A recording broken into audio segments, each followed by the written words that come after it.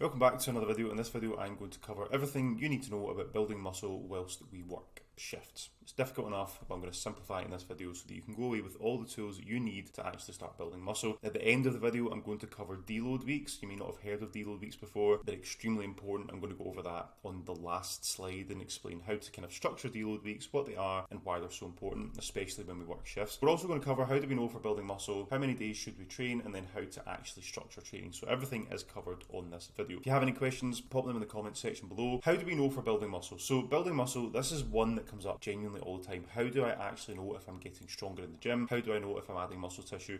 You're not going to see muscle tissue growth week on week. It's not like fat loss where you'll put clothes on and they'll feel different the next week than they did the week before. Pictures, take starting pictures. You don't even have to share these with anyone. Take starting pictures. Look at your physique from month 1. Take them again on month 2. Take them again on month 3. Between month 1 and month 6, for example, you will notice really good changes in terms of the actual thickness of certain areas, arms, shoulders, chest, quads, etc. Pictures are extremely important. Take measurements. Take a quad measurement, so like basically the center of your thigh. Take a measurement from there. Take an arm measurement, so flex your bicep on the peak of your bicep. Try and take a measurement from there as well. These are the kind of main areas that we can track. Chest measurements are okay, but I find that they can be sort of unpredictable sometimes if we do gain body fat and hold a bit more body fat in the chest as well. So I tend to stick away from them. Are we getting stronger with good form? There's certainly lots of ways to lift more weights in the gym.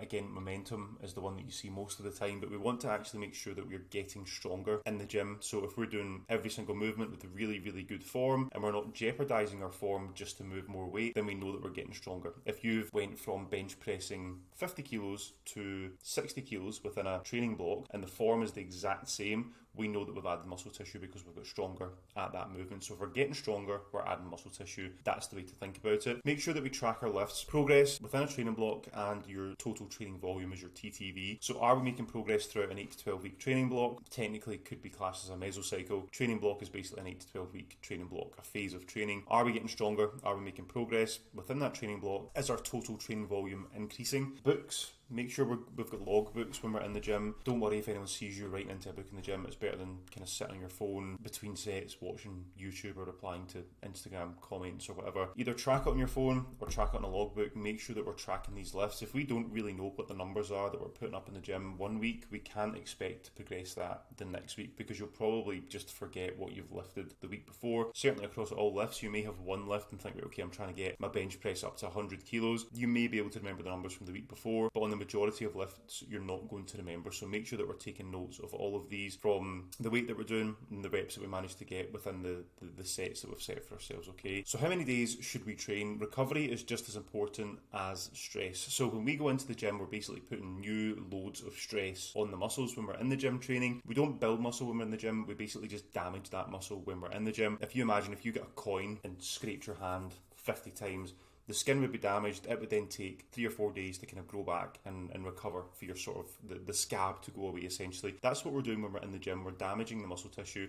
We then need adequate recovery between sessions in order to allow that muscle to grow back stronger than it was the previous week. Begin with less days than you think and then adjust. So if you think, right, okay, well, do you know what? I'm going to get into the gym. I'm going to start training 7 days a week. Don't. Start with 3 days. See how we get on. You can then always add a day. If you start with 5 days, you can take away a day. So give yourself a reasonable amount of sort of days to train. Begin with less than you think you can do. So if you think, right, okay, well, I can definitely do 4 days, just start with 3. The next week you can then add 4, or once you've completed a full run of shifts with different night shifts, back shifts, early shifts, and you realise that 4 days is manageable, keep it at 4. You can always increase it, you can always decrease it. The best training plan for you is one that suits you, and this is something that I see all the time, people following different people's training programs. Your job's not to be in the gym, your job is to do your job, whether that's police officer, ambulance staff, nurse, doctors, whatever it is, that's your job. Getting into the gym outside of work is almost a kind of hobby and usually a kind of good switch off, but we need to make sure that the plan that you're doing is suitable to you and only you, not someone else's plan that you think, I'm going to get really good results in this.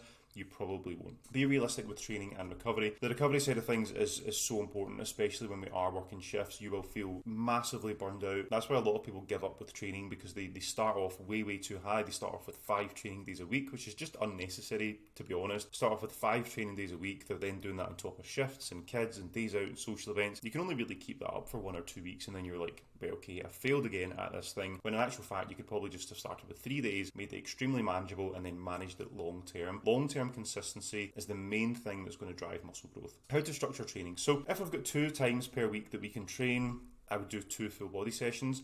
If we can train 3 times per week, I would do an upper, lower and a full body session. So do like a leg day, an upper body day which has pressing movements and pulling movements, and then a full body day where we do some upper body work and some lower body work, ideally compounds, ideally 3 to 4 movements, and then get yourself up the road. It will be quite taxing on the central nervous system as well. Or we can always go for a good old bro split and do like chest and triceps, back and biceps, and then legs. As long as we enjoy it and as long as we can progressively overload these movements over a long period of time, you will start to develop muscle tissue, you will make progress in the gym. It doesn't have to be either black or white in terms of the movements that we do or the training styles that we follow. If we have 4 times per week that we can train, ideally an upper lower split, so basically legs and then an upper day with pressing movements and pulling movements, a lower day and then an upper day with pressing and pulling movements. Keep it really, really simple.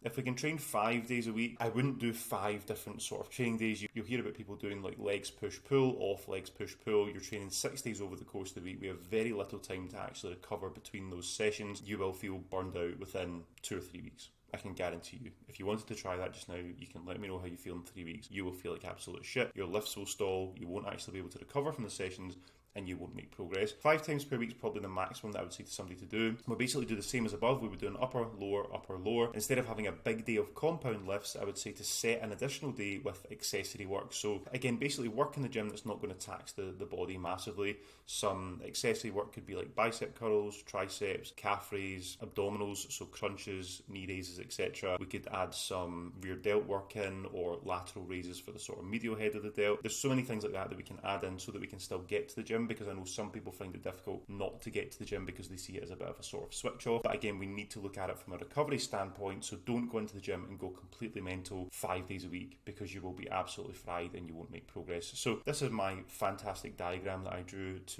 sort of highlight deload weeks and why we need them. So deload weeks are extremely important, and remember, after this slide I'm actually going to go over the sort of total training volume side of things as well and show you how that should look certainly within a training block. So deload weeks are basically just easy weeks. Everyone complicates deload weeks. Oh, we need to drop down to 55% of our 90% of our what? Doesn't matter. It doesn't matter. People just hit out with shit like this to try and confuse everyone online and then sell them some shit program that answers all the questions. This is what we need to do. Think of a deload week as an easy week. If you're doing 4 sets of 8 to 12 reps on a bench press on your normal weeks of training, drop back down to 2 sets instead of 4 sets, so you basically half the sets on every single movement, and then drop the weights back. Drop the weight back to a really, really manageable weight. It will basically just allow us to train. We won't fall into a detrained state, but again, it allows fatigue to fall back down to baseline. So drop to 2 sets and focus on lighter weight. That's it. That's basically the essence of a deload week. Now, with this diagram here, which took me absolutely ages to draw, see the blue line here going up from the left to the right? So those are your performance adaptations. So if you imagine you're starting a training block here, this is your strength performance adaptations throughout that training block. We do have long-term fatigue in the body, which basically rises like this in the body. Eventually, as you can see from my fantastic diagram with the blue line meeting the red line, this is basically the point where we get stuck. And this is where a lot of people get stuck and they think, right, okay, we need to train even harder. We need to shock the muscles into growth. You absolutely do not. Fatigue is here. There's nothing we can do to get past that. What we do need to introduce is a deload week that allows fatigue to gradually start coming back down to baseline. But because we've still been training slightly, it allows the performance adaptations to stay where we left off. So the performance adaptations are now at an all-time high. We have 0 issues with fatigue. We can then go into the next training block, starting off from these performance adaptations, and make even more progress in the next training block before fatigue inevitably rises again and we introduce another deload week. So in terms of the actual total training volume side of things, this is how this kind of should look. This is just a very, very simple guide to basically show you guys what this should look like. So week 1, week 2 down the left hand side. This would not be the best training program to be fair, but it shows us how it all works.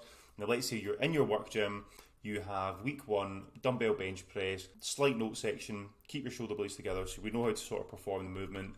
You've then got 3 sets of 8 to 12 reps. So a dumbbell bench press, let's say you're using 10 kilo dumbbells and you get 10 reps, 10 kilo dumbbells and 10 reps. For the last set, you get 10 kilo dumbbells for 10 reps. Okay, so you've done 10 for 10, 10 for 10, 10 for 10. You can see set 1, weight and reps. We've got 10 for the weight and 10 for the reps. Set 2, weight and reps, again 10 and 10 and 10 and 10. So The next week, if you're tracking your lifts, you can look at this before you go to the gym and think, right, okay, so last time I done 10 kilos for 10 across all 3 sets.